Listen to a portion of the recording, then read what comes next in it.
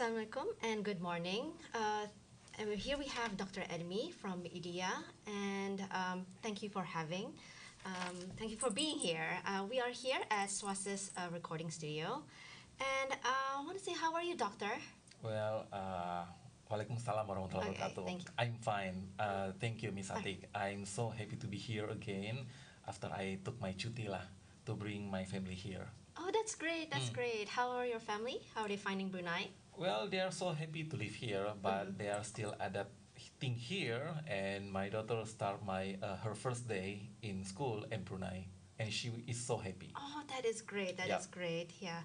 And did you went to the perayaan? It was HM's birthday.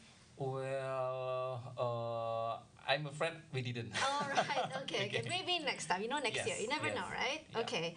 So I heard that now IDEA is having this Neuroleadership program, right? Yes. Workshop. So I think this is like the first in Brunei, right? So can you please tell me what is Neuroleadership? Is it something new?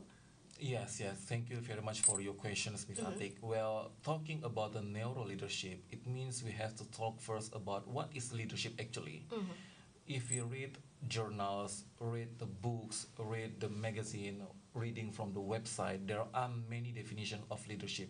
But we could make a red line that leadership is an art. I could say it's an art, knowledge, and skill to move ourselves and people to achieve the goal that determined by us.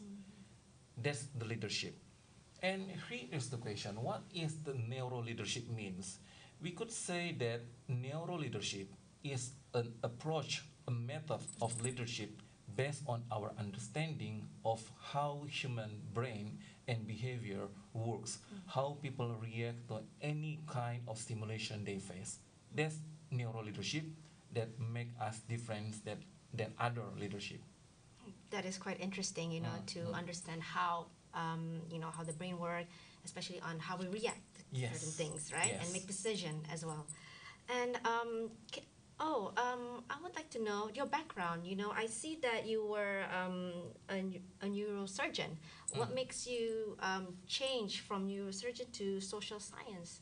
Well, yes, my academical background is a medical doctor actually in Indonesia, and I took my PhD on neurosurgery in Japan. And your questions why I changed my path from clinical field to social Yes, field, yeah. I have to tell you that my passion is actually on social science.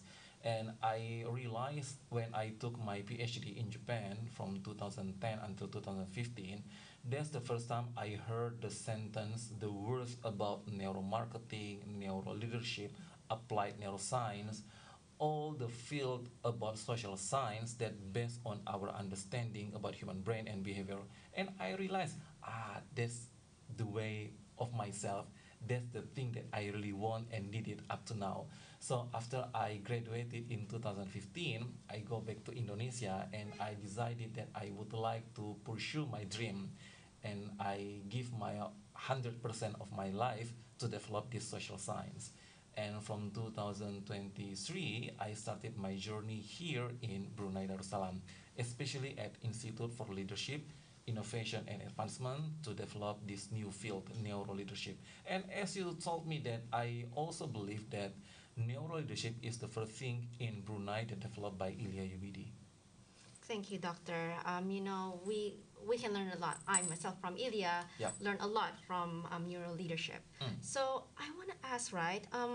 So what is the difference between your Neuro Leadership workshop and two other programs that we have? Yes, so I also attend many conferences here in Brunei, in Indonesia, and in many countries in the world. There are so many training programs about the leadership, and we know there are many kind of leadership actually. There is transformational leadership, transactional leadership. We cannot say actually that transformational is much better than transactional. It's really about the goal that determined by us. If we have the short-term goals, we could say that transactional is much better than transformational, but we know that to achieve the goal of the institution, we must has the long time period of the goals, long-term goals actually. And talking about the leadership is actually talking about how to move people. And to move people, it means we have to stimulate the motivation of people actually. So talking about the transformational leadership is how to make people have the motivation by having them about self-belonging, about the organizational. And this is the point of the neuro leadership. We cannot say that neuro leadership is totally different between transformational or transactional. Neuro leadership basically is an art skill, a method of leadership based on understanding how the human brain works. That's neuro leadership. So, if you would like to motivate people, if you would like to make people move, if you would like to make people achieve the goal of institution, it means we have to understand first about their brain and behavior, team of our organization, and we also have to understand about ourselves. So by understanding about neuroscience, we could create a new strategy to make any program, how to make people without them understanding their move by other person. I see, I see. That's quite interesting. You know, understanding like people, what goes in their head, why they make this decision. So before inside the organization, right? Yeah, Yes, yeah. that's true. Understanding people. Mm. Oh, I heard that Ilya is conducting a training program called a Neuroleadership workshop. Is that say? Yes, so here we in Institute for Leadership Innovation and Advancements, we have many programs actually. We are also conducting research about the applied neuroscience, and we are also conducting the training program. And one of the training program that we are conducting right now is Neuro Leadership Training Program. Well, it is 2 days training program, and on that program, people will learn about the leadership and people will learn about the human behavior. So I'll give you one example, Miss Atik. We know that when we communicate each other, people talk to us that we have to smile, we have to do like that, we have to do like this.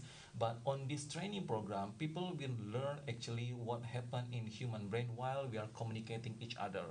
People will understand about what is the verbal language, what is non-verbal language, what kind of language that we could use to communicate with each other, so the other person will understand what we are talking about, so and other person will know what we would like to achieve by doing the communications.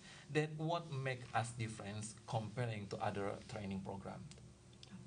Um, Interesting. And also, what inspired you to organize this, conduct this workshop? What inspired me?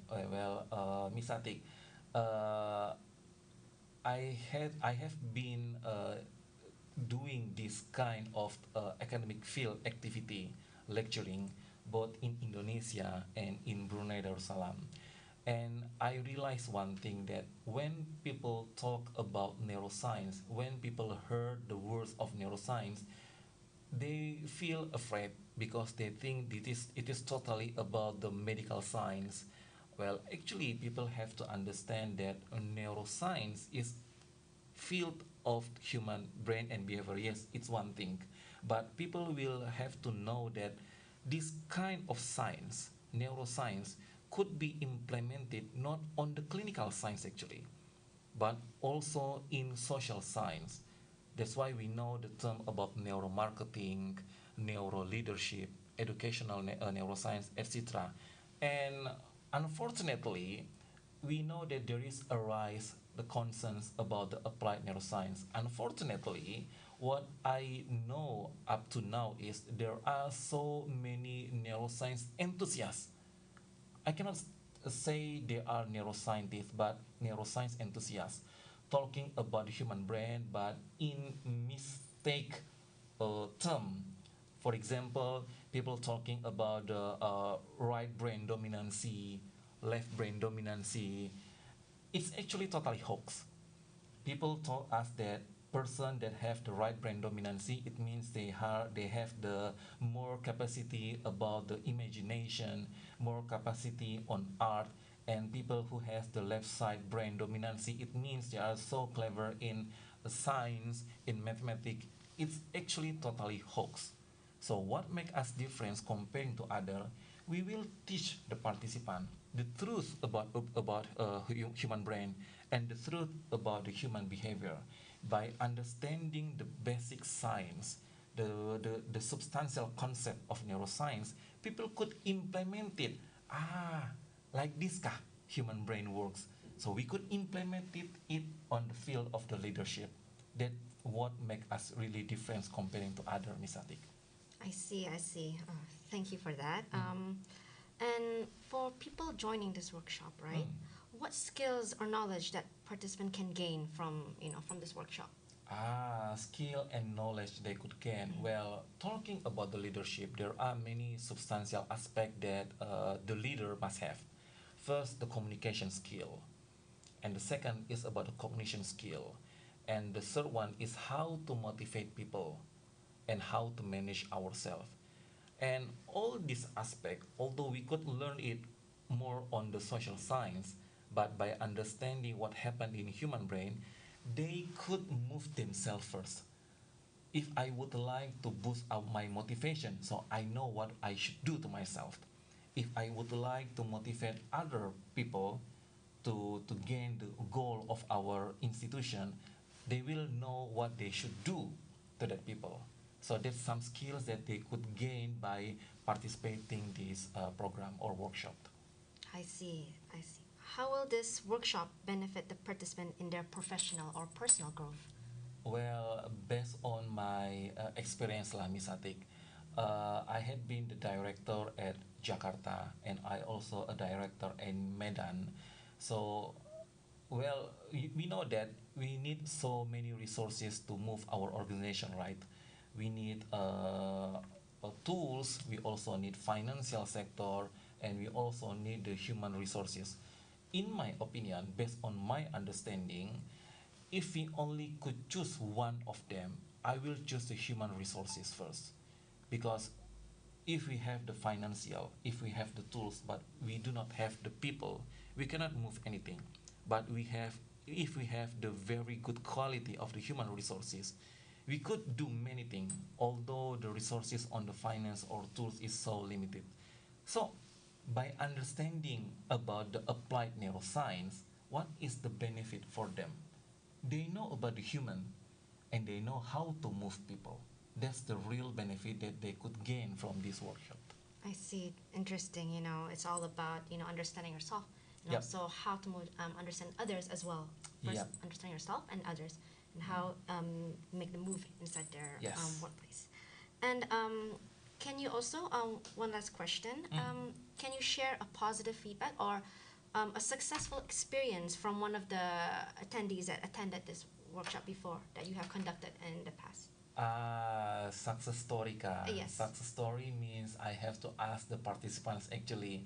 Well, I do not know in detail about their story, but what I always get the feedback from the participant is that they are so happy to attend this workshop because they always learn a new thing that they cannot get about this anywhere else. That's first thing that I always know from the participants. They learn new things that they cannot get from any other places. Okay, I see. And thank you so much, for giving your insight about this workshop. And I myself is actually quite interested as well. I Yes. should be also be attending. Yeah. So everyone, this is our session about neuroleadership and the workshop itself. And if you are interested in joining this workshop, please scan the QR code down below or visit the ILIA website at www.ilia.ubd.edu.bn. Thank you and Assalamualaikum warahmatullahi wabarakatuh. Bye, see ya. Bye.